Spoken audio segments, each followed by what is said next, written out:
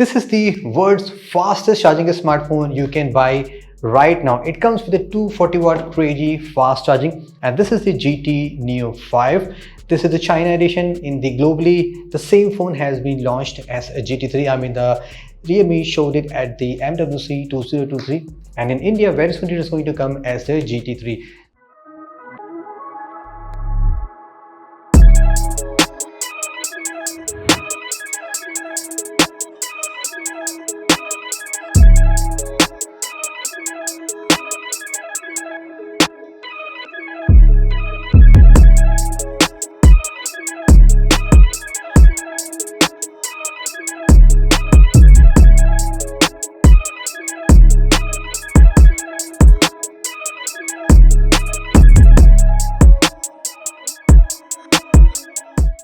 In this video, we are going to do a quick unboxing and the first impression. Well, before coming to the GT3, let me show you a few other GT phones. And you might have already seen all of these phones. And I think there was one more phone missing, that was the GT Master Edition. So in short, they launched 6 GT series smartphone, excluding this, and only 2 phones are really super crazy. And those 2 are the GT Master Edition and the GT Neo 2. The only 2 main reason was the price factor. If you first look at the design, it's slightly changed from the GT2. They forgot all the motive of the go green and a paper tech design. Yes, it does comes with a glass back panel, and it's completely matte finishing. You won't see any fingerprint marks at all. Looks fine. There is a nice realme branding, and even it is engraved on the back panel. You can see here there's a big camera module. It houses triple camera lens, and here you get the pulse interface RGB lights. We'll talk about more in detail. You're not going to get this time any grid power button. Of course, there's no headphone jack, dual 5G, and you get the speaker, volume buttons, and on top you're getting the infrared port also. I think they are copying the Xiaomi now, and there's a speaker output, and also there is a noise cancellation mic. So overall, it's a typical realme design, nothing changed much, but yes, this one looks cool. This phone comes with the 240 watt crazy fast charging. As of today, with the current USB Type-C standard, the maximum that it can support is the 240 watt. Even though we have already seen the 300 watt from the Xiaomi, but that was a prototype phone, you cannot buy it. So right now, this is the only phone. Maybe tomorrow could be another phone which you can buy as of today and can enjoy the really fast charging. Now, according to the company, they claim as you can charge this phone in the 50%, 1 to 50% in just 4 minutes, and you can top this phone completely in around 10 minutes. Well, in our charging test, it doesn't reach up to that level. You can charge in your home. You're not going to make such kind of numbers. Point is that it can really charge your phone super fast if you charge it correctly. Now we're going to talk about the battery backup, because I haven't used this phone much, just a couple of days, so really cannot say about the battery backup, but so far it does very well. It crossed complete day very easily. Moving on, what's further, let's talk about these interface pulse LED lights. To turn on the interface light, you need to go to the breathing light, and here you can see there's a section breathing light. You can turn it on and off, and by default it is turned on for some incoming calls and some notification. But if you want, you can actually change for all the application. Like you can just go here and you can just enable, disable whatever apps notification you want to see. For example, if I go to the incoming calls, and here you can customize it, like this is a breathing mode, it's a twinkle mode. You can change the color, like which kind of color do you want. It randomly change based on the profile you select. Also, you can change the speed, like you can see. Sometimes it blinks really fast, sometimes it is slightly slow, so you can customize it. You get the latest Sony IMX890 50MP sensor, which is recently being used on the OnePlus premium phones like the OnePlus 11, also on the OnePlus 11R. So here are a couple of samples. You can see the photos are good, and it's kind of 95% color accuracy, mostly natural, like because it is Sony sensor. It shows you a lot of good details, good color. Even if you take the 50MP mode, you can get some nice details. Colors are very good, and yep, it's fine. A dynamic range is also very good when you take the photos outside. Let's talk about the other 2 sensors, the 8MP and the 2MP. 8MP is the usual 582 setup that you see on most the Realme phones and also other brands too.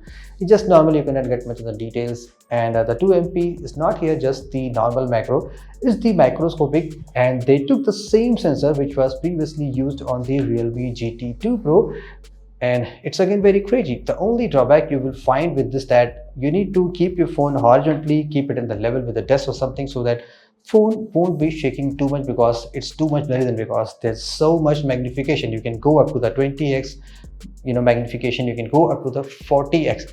But what's new in this time compared to the GT2 Pro, now you can also record microscopic videos up to the 720p resolution, which is something very crazy. But I will say this is an add-on feature, because not every day you're going to use it. But yes, if you do love the photography and you want to do macro photography, this is one of the best phone right now which can take the best macros photos for you. And about the low light photographs, this phone can take some good low light photos, not the best. Recently we did a comparison with the Vivo V27 Pro, where you can get this older 766V. That sensor was taking slightly, I won't say slightly, it's taking much better low light photographs compared to the 890. Speaking about the video capabilities, yes, you do get the 4K 60 video recording support. With the combination of OIS, you can take nice videos and it films really great video, because this sensor is really very good. OIS also works very well. And this is the front camera sample, video sample of the realme GT3. You can film maximum 1080p videos only. That's the drawback. I mean, there are phones right now like the V27 Pro which can film 4K 60, but here you just get the 1080p only. Also about the selfie photos, you can see the photos are nice and you get the good details. Like, there's nothing crazy with the front camera, just like the budget phone front camera. On the display, there is also something major change has been done. Compared to the usual 120Hz Super AMOLED display, this time they have done two changes. Now you're getting the 1.5K resolution, which was recently seen on the OnePlus 11R. Not sure why all the BBK companies are giving the same kind of stuff, but again there is something new also that you have already seen. I believe Realme 9 SE was the first Realme phone which gives you 144Hz refresh rate, and you do get the 144Hz refresh rate here also. I mean, I don't understand the concept. Like, okay, GT series basically does for more performance. 144Hz really makes sense if you do a lot of gaming. There are a few phones like the Motorola H30 also, but I believe the time has changed. All the companies are giving the curved display because gestures and everything looks very cool on the curved display. So at least they have to give 120Hz curved display, but not sure what is the reason behind that. You're getting a flat display. It looks cool. The center punch hole, it's fine. The peak brightness is good. So overall, I don't have any complaint with the display either. You are getting the not the latest, slightly older Snapdragon 8 Plus Gen 1, which is again very popular right now, and it is very fast and fluid CPU still. And if you just compare the benchmark with the latest Snapdragon 8 Gen 2, there is not too much difference. So yes, it's a very fast and fluid phone. Playing games is very easy. Phone is not heating at much like expected. It's very fast and fluid phone, so I don't have any problem with this phone. You get the 8, 12 and 16GB RAM also, plus UFS 3.1 storage and up to 8GB of the virtual RAM. This phone is running the Realme UI 4.0. It's based on the Android 13. Of course, you cannot get the Android 14 right now, but if I just show you in comparison with the OnePlus 11, which do run the Oxygenus, you can see every icon, everything is same. I just changed the color based on the wallpaper, but except that everything is exactly same. Even though till the last version there was few always on display feature which was exclusively reserved for the OnePlus. For example, this inside feature, you remember this one I believe came with the Realme 8T something, and now you can already see this is already came on the Realme smartphone. So you do get extra bloatwares. Of course, Realme is giving a lot of bloatwares installed on the phone.